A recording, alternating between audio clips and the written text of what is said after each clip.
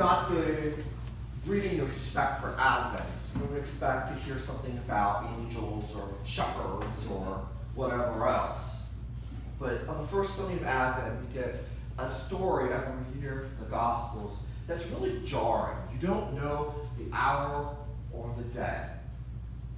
It's interesting that in medieval church language, which I always love, this Sunday was called Doom Sunday.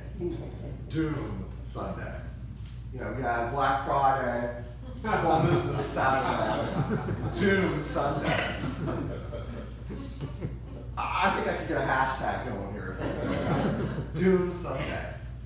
And it was supposed to jar you that you don't know the day or the hour when Christ was appearing.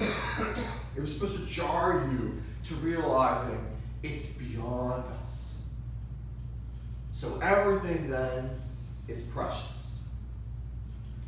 You know, there's always these cults and everything that show up every so often, how the end of the world is coming.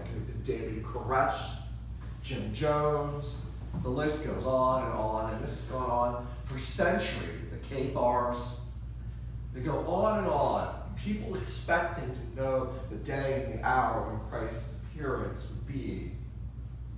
And Jesus says it plainly. He doesn't even know. So be aware, be sober, be awake, and realize that every moment you have is holy and precious and should not be wasted. Maybe that is what Doom Sunday really should be about. Not about preparing how many tins of whatever that Pat Robertson is selling, because I guess he's into that business now, preparing for the end days, or how much firepower you have in your basement for when the zombie apocalypse hits you. But it's about treasuring what you have been given. You do not know the hour or the day. The church always talks about the 4 last things. I'm getting very medieval today, so brace yourself. The 4 last things the early medieval church talked a lot about was death, judgment, hell, heaven. Always a happy topic. And the reason why I think the church got into that vein of really talking about judgment was, yeah, it was to keep people in line, but also I think it sometimes requires us to look about where we are in life ourselves. We do not know the hour or the day when we too will have our own time in meeting the Lord. You know, I think that's one of the gifts I've learned over the years of doing funerals. I like doing funerals. It sounds weird, but I like them because I always feel like I truly am making a difference in a family in their time of need. Marriages, that's like herding cats. I'll just put that out there. No offense to my couples in charity. It's like orchestrating a small Broadway production.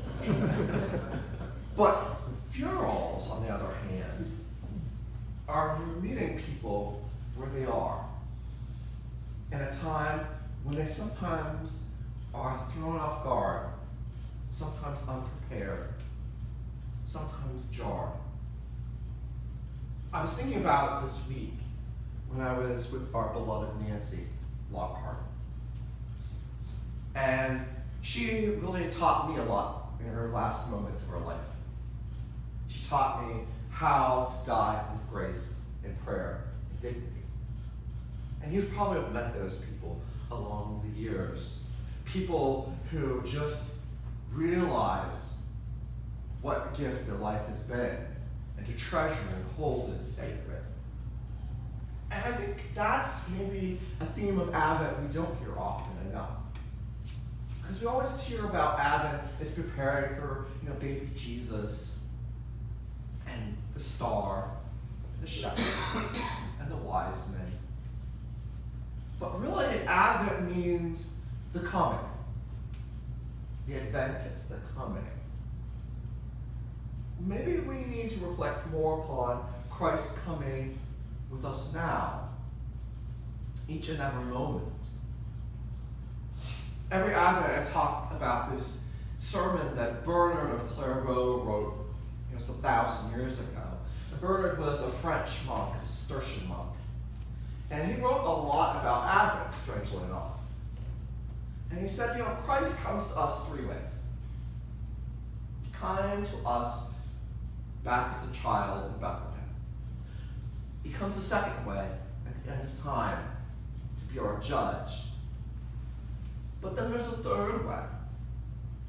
And that's Christ coming each and every moment of our life. We just have to recognize it ourselves.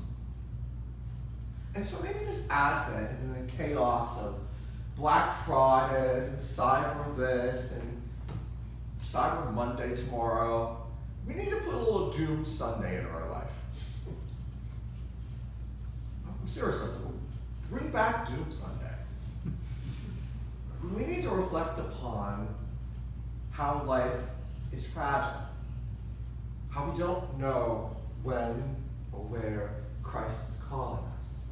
And when that moment of Christ's advent in our life happens,